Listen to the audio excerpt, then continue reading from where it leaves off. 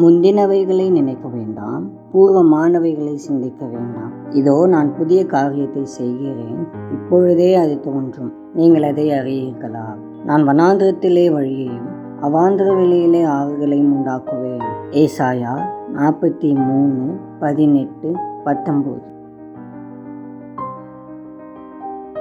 தேவனுடைய பிள்ளைகளான நாம் நம்முடைய கடந்த காலங்களில் செய்த தவறுகளை நினைத்து புலம்பி வேதனைப்பட்டு குற்ற உணர்வுடன் நாட்களை கழிப்பதை தேவன் ஒருபோதும் விரும்புவதில்லை. மாறாக இந்த புதிய நாளில் நம்மை தேவனுடைய திருக்கரத்தில் ஒப்புவித்து அவர் நம்மை ஆளுகை செய்யவும், அவர் சமூகத்தில் நாம் மகிழ்ந்திருக்கவும் ஓய்வெடுக்கவும் அவர் விரும்புகிறார்.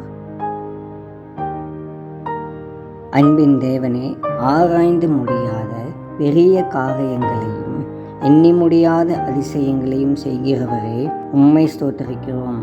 தேவனே, எங்கள் மீதுள்ள உம்முடைய அன்பிற்காக உம்மை துதிக்கிறோம்.